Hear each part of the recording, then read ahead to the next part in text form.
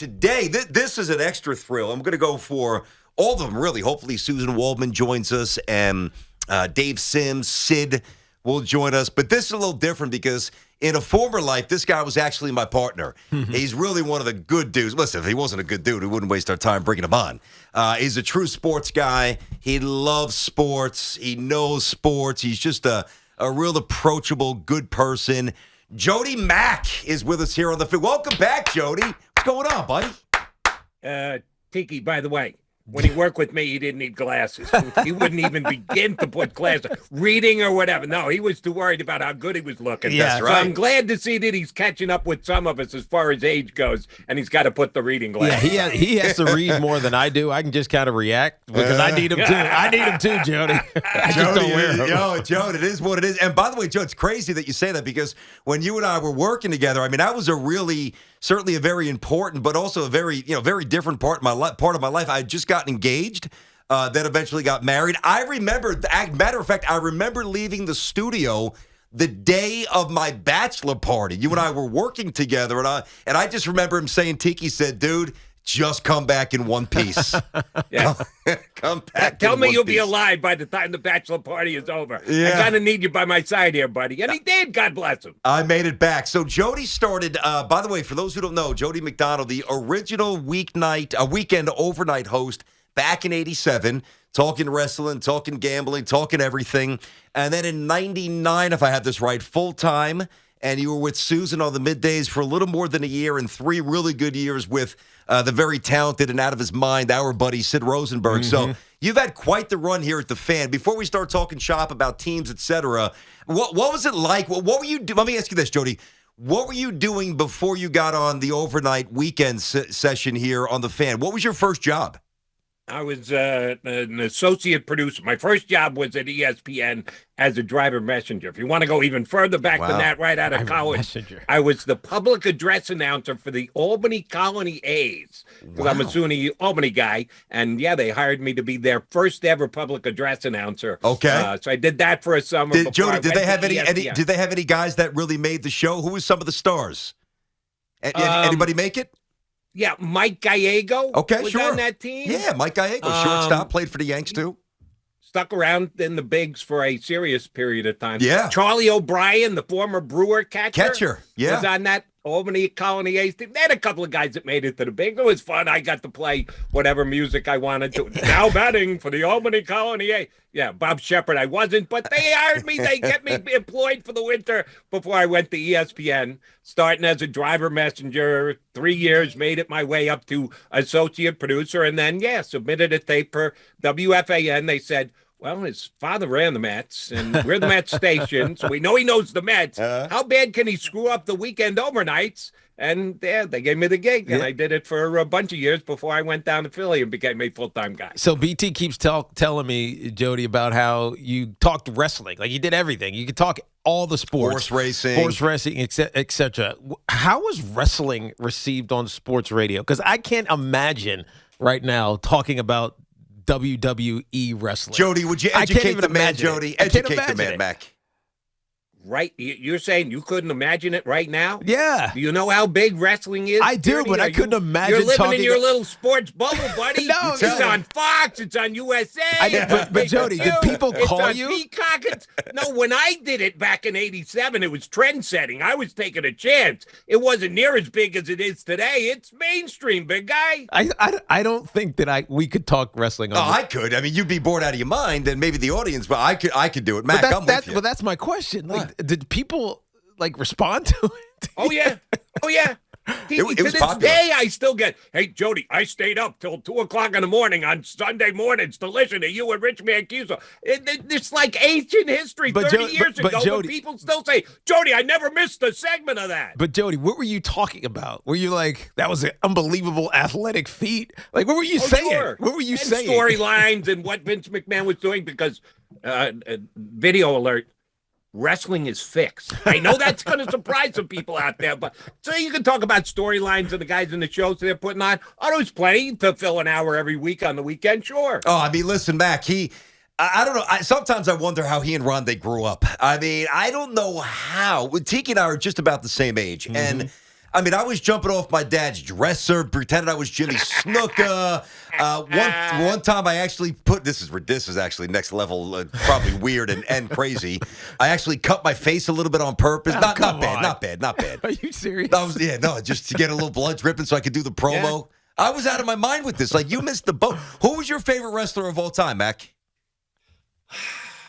Snuka was certainly one of them. Mm-hmm. I do go all the way back to Bruno Sammartino when I was a 9-year-old kid. So, I've been watching this silly stuff for 50 years.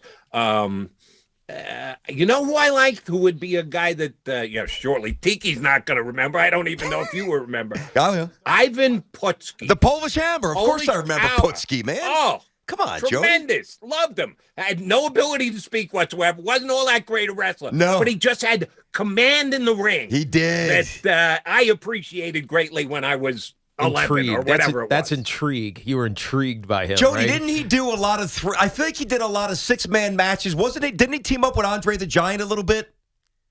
Might have been. I'm pretty sure he did. I can recall that. I remember more as a singles act. No, I got you. I wouldn't be surprised if he did tag team stuff. So we're talking to Jody McDonald and the Mac Man. By the way, he's still active. He's still doing his thing all over Philly, national radio. He is deeply entrenched, and he's far from done. But we wanted to get Jody on. 1987, original weekend overnight host, full-time with Susan for a little bit, and Sid. So I would imagine that those relationships were very different. Well, and you worked with Sid a lot more than Susan.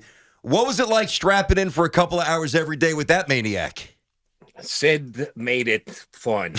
You had no idea what it was going to be like every single day walking into the studio. You could do the greatest show you'd ever done, or you could do the most cringeworthy show you'd ever done. You never knew. You didn't know until after the show was over and done with. And you go to Eddie Scazzeri. I go, no, you guys know him because he does Boomer and Carton these days, and go afterwards. Uh-huh. Are we going to get fired? Are we going to be employed again tomorrow? Did we dodge another bullet here, Eddie? Yeah. Sid was he's kind of like a roller coaster ride. The ups, the downs, the pit of the stomach, being a little restless. But when you got off the ride, you were always smiling. Yeah. Nice. So BT gave me, I don't know, he didn't give me crap about it, but you're a fan of two teams, Jets, right? Oh, here we go. And the Cowboys. And used to be a Cowboy fan. Haven't been a Cowboy fan for a decade, but at least minimum a decade. Is there some sort of affinity still for them though? Cowboys? Yes. Like if they were to win the Super Bowl, would you be like, screw the Cowboys, or would you be like, it's good for the Cowboys? I used to be a fan of them. I don't dislike them. I don't have any disdain for them, but it would be the same as the Cincinnati Bengals winning it. All right, I don't believe you. I'm going to call you out on that, Mac. I don't believe that. So BT misrepresented your fandom then. So let me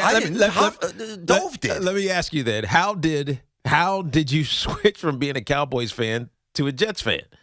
Oh, there was no switching involved. I'm a Jet fan since birth. I was alive when the Jets won the Super Bowl. I remember going outside and throwing a Jet football with my dad at halftime on our lawn in Yonkers, New York. Wow. That the Jets could actually win this damn game. Wow. And I've only been waiting 50-some-odd years for them to get back again. So, no, I've been a Jet fan my entire life. I appreciated the Cowboys because my father taught me about Roger Staubach, who went and fought for his country and won the Heisman, and that Tom Landry did it right, wore his hat and was well-dressed. So my father sucked me in to be a Cowboy fan. I jumped on the bandwagon, and I rode it all the way through Jimmy Johnson.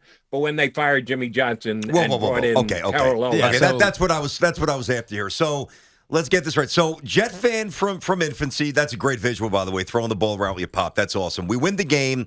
We beat the Colts, Super Bowl III. We haven't been back since. So in 1996, the last Cowboys championship, you were euphoric. I mean, you were still a Cowboy fan rather than us, we were 1-15 that year and 3-13 the previous year. You were still a devout Cowboy fan, correct?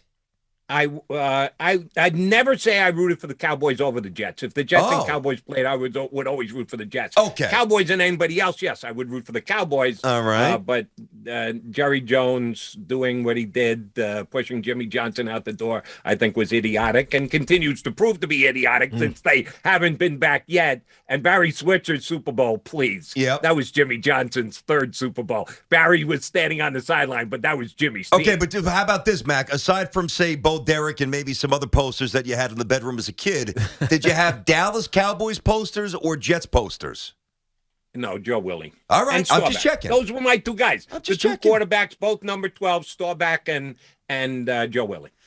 All right, Mac. I don't even know. By the way, yeah, Tiki, he's wrong again. Why? I used to do this with him all the time. If Aaron Rodgers wins the Super Bowl, he's staying in Green Bay. I think he's so not as going well. anywhere. I don't think loses, I don't think he then would, he might go, all right, I don't think he would care I don't one really want iota. to be here anyway. I'm out of here. I don't think he would care one iota about the New York Giants history and fixing the melees we've been in for the last half a decade. I don't think Aaron Rodgers cares one bit about that at all. No, I'm with Tiki on that one. I think he would think that it's cool, but I don't think if he wins, that moves him out. If he wins, I think that makes him stay, and he goes for a third. Yeah. If he loses, it's going to be somebody else's fault other than him, and he's going to want to get the hell out of town. Hey, listen. And the Giants are as good a landing spot as anywhere else, except for maybe the West Coast. If you believe he's a Hollywood guy and he's dying to get out there, then the West Coast allure is probably where he'll end up. But if he's staying on the East Coast, could be the Giants. Yeah. One thing about Mac. Yeah, his fiance's out there as well. Obviously, he loves the Hollywood stuff. Is he still engaged? Flat. I think he's been engaged 5 times in the last 10 years. At least twice. I mean, whatever At least else is going on. One thing Jody Mack is very good at, he has this incredible propensity to remember like erroneous predictions or sloppy takes and really hold it over your head forever. So, Mac, I'm going to give you a chance to clown me from the nearly 2 years you and I shared a studio. I want you to tell, and you can tell, I can laugh at myself. Give everybody the absolute worst take you ever heard me give you. There's a couple to choose I don't from. even know if it was the worst, but it was ongoing, and you just never moved off it. I think I know where he's going. Danilo Gallinari was in his second year with the New York Knicks when BT and I were partnered. And he was comping him to Dirk Nowitzki. And I'm going, BT, I don't know if it's a Goomba thing. A little bit. But you need to back it up a little bit here. He's a nice player. He can make threes. He makes all his foul shots. But he's not a Dirk. You can't put him in the same sentence with Dirk. Well, he hurt his back. He hurt his back. Like Mattingly. He was deprived of that Dirk level because he hurt his back, Mac. Do you think that he's going to be as wrong with his Zach Wilson? No, not Zach Wilson. Luka Doncic position my prediction as well. 25%. Well, I'm a little worried because the kid's never in shape. But No. I said, to be fair, this was 2 years ago. It was. Mac, I said 25% Bird, 25% Magic, 25% LeBron, and 25% Jason Kidd, 100% Transcendent. That's what I said when he burst on the scene. You got a shot. Yep, I wouldn't say you hit the nail on the head, but I wouldn't dismiss it like Gallo being Dirk out of hand the same way. He's special. Yeah, Doncic is a special player. He's shooting 29%. He's shooting from 3-point range this year. 29. What happened to him, man? It's not that good. No, not at all. That's why I'm not talking about him that much. Our move to local couldn't happen at a better time. Who said that? I got a question for you, but I have to sneeze. Tiki, ask a question. I'll pick it up in a minute. Yeah, go ahead. Kristaps Porzingis was the other one that he had a lot of affinity and affection for. Now he's dead to me, though. He's now gone. I was going to say, that's what I give BT credit for, because unlike Gallo, which he clung to way too long, he got off the Porzingis train. Okay, but now, Jody, I got to at least defend myself. First of all, now, he's obviously past his prime. And yes, I will admit, Gallinari never came close to the level of Nowitzki. However, if he didn't hurt his back, and he was on this trajectory with Denver before he blew out his knee, where he was getting to the line a lot, he averaged 20 points a game. Let's not make it like he was a scrub, number one. Number two, why I was so sold on Gallo, yeah, I wanted the Goomba. That's part of it. I wanted the Knicks to finally have a European player. That was part of it. But I was at a game, and I used to go to every game back then, Jody, and you know that. And they're playing the Celtics, and I'm sitting under the baseline with Isola, Mark Berman, Alan Hahn, all those guys. I'm doing the Nick pre and post, and Kevin Durant is screaming, "Give me the ball!" Pardon me, not Kevin Durant. Kevin Garnett. Give me the ball. I got Whitey. Give me the rock. I got White. Like, just not even trying to hide the fact that he's got the skinny white guy trying to check him. And he threw an elbow at Gallinari. I'll never forget this.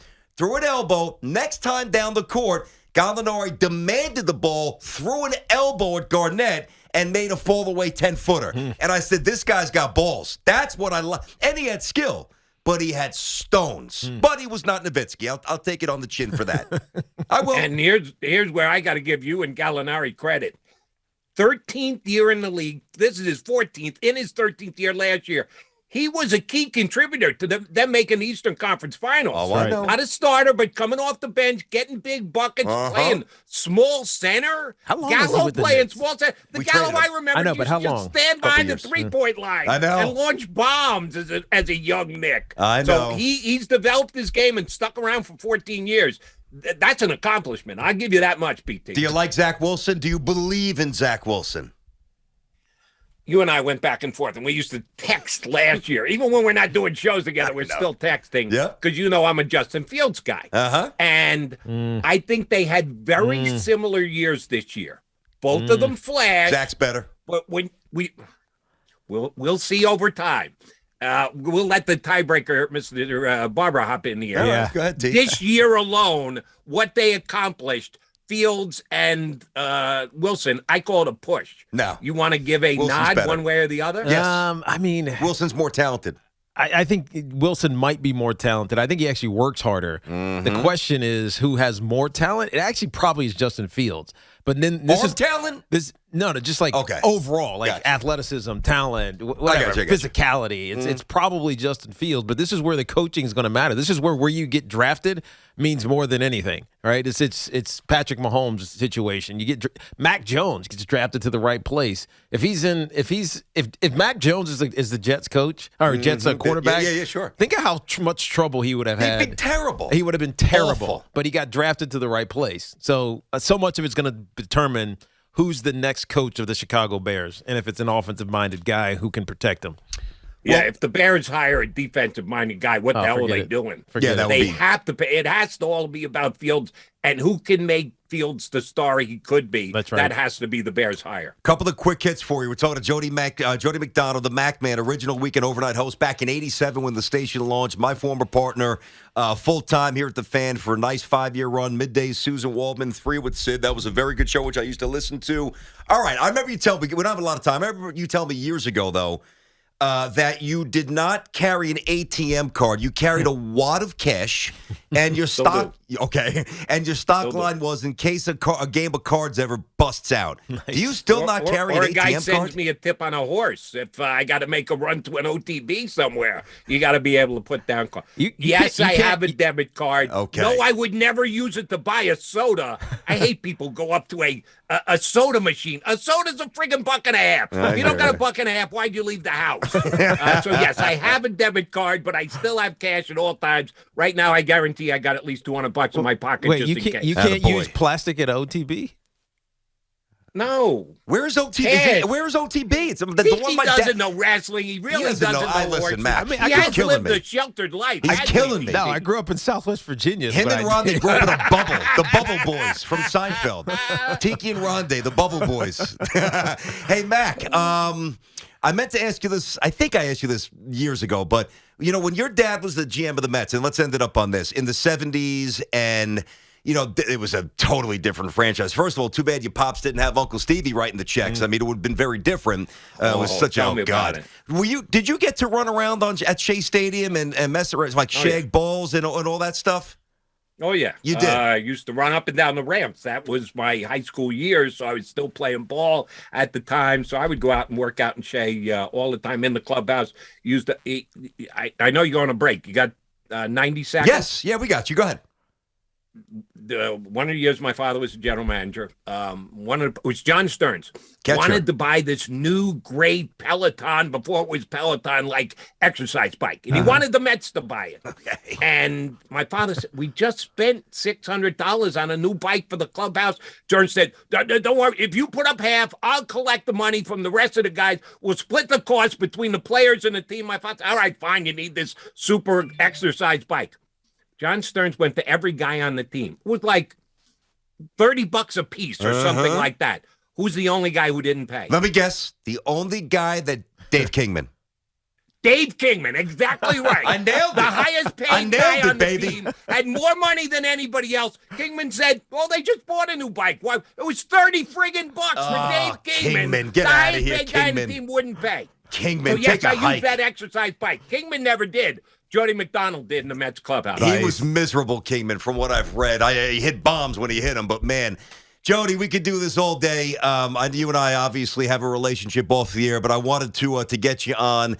You still have a spot in the hearts of many FAN listeners, a part of the fabric. I hope forever. I get a gig with FAN. I did shows last year. It's been a hot minute since I've been on, but I hope Mr. Eskin throws me a shift or two sometime in the near future. All right, Spike, get him on the air. You hear it? There we go. We've been here 3 weeks. We have 1/1,000,000th the juice that Boomer has, so I don't know if that's going to do anything, but probably about 1/1,000,000th the contract as well. Mac, we love you. New York loves you. Appreciate it, buddy. Appreciate Thank you, Jody. Be good, man. Anytime you guys need me, all you got to do is ask. You got it. Jody McDonald, the Mac Man.